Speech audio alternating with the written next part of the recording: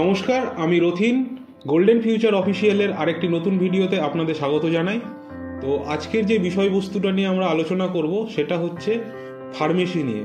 তো ফার্মেসি এমন একটা সাবজেক্ট যেটা ধরো যেই সব ক্যান্ডিডেটরা এইচএস দিচ্ছ, এইচএস হতে পারে বা আইসিএসসি, সিবিএসসি, এই সমস্ত এক্সাম যারা দিচ্ছ, তারপরে যারা মনে করছো যে তোমাদের ফিউচারকে ফার্মেসির দিকে ফার্মেসি নিয়ে তোমাদের ফিউচারটা গড়বে, তাহলে তোমরা ফার্মেসিটা নিয়ে ভাবতে পারো।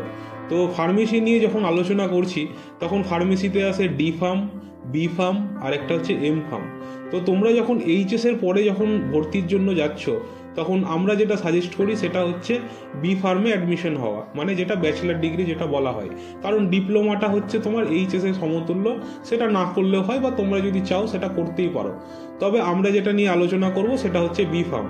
তো বি ফার্মের যে প্রাইভেট কলেজগুলো আছে আমাদের ওয়েস্ট বেঙ্গলে, সেই কলেজগুলো যেমন প্রথমেই চলে আসি Guru Nanak institute of pharmacy and science, তারপর আছে কল্যাণী জেআইএস ইউনিভার্সিটি, তারপর আপনার সল্টলেকের টেকনো ইন্ডিয়া এবং অ্যাডামাস ইউনিভার্সিটি যেটা কলকাতাতেই আছে। তো এগুলো সমস্ত হচ্ছে প্রাইভেট ইউনিভার্সিটি, এবং প্রাইভেট ইউনিভার্সিটিতে পড়ার যে একটা মেন যে রিজন, সেই রিজনটা হচ্ছে যে প্রাইভেট ইউনিভার্সিটি থেকে পড়লে আপনাদের হয়তো ফিউচার নিয়ে ভাবতে হবে না। তার কারণ কি? তার কারণ হচ্ছে এই সমস্ত কলেজে বিভিন্ন কোম্পানির সাথে একটা টাই আপ বা মৌ সাইন করা থাকে। যেমন ধরুন যে আমার কলেজ থেকে একটা দুটো করে স্টুডেন্ট নিতেই হবে, তাই জন্য কি হয়, জবের কোনো প্রবলেম হয় না, সত্যি এটাই।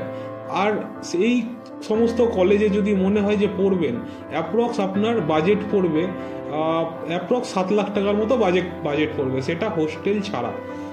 ঠিক আছে? তো তোমরা যদি মনে করো যে ফার্মেসি নিয়ে পড়বে, তাহলে আমাদের সাথে যোগাযোগ করতে পারো। কিন্তু আরেকটা জিনিস মাথায় রাখতে হবে যে এই ফার্মেসিটা যেহেতু WBJEE এক্সামের পর তোমরা চিন্তা ভাবনা করবে যে তোমরা কোন দিকে যাবে। অ্যাকচুয়ালি WBJEE তো ইঞ্জিনিয়ার নিয়ে পড়ানো হয়, মানে ইঞ্জিনিয়ারিংয়ের দিকেই যায়। কিন্তু WBJEE দেওয়ার পর ফার্মেসি নিয়েও তুমি পড়তে পারো। কিন্তু এই সমস্ত কলেজে ফার্মেসির এতটাই বেড়ে গেছে ভর্তির চাপ যে মানে ঠিকঠাক সময় মতো তুমি যদি যাও তুমি কিন্তু সিট পাবে না। তো এটার সিট বুক কখন থেকে শুরু হয়? এটার সিট বুক শুরু হয় জানুয়ারির শেষ থেকে বা ফেব্রুয়ারির মধ্যে সিটগুলো কিন্তু বুক কমপ্লিট হয়ে যায়।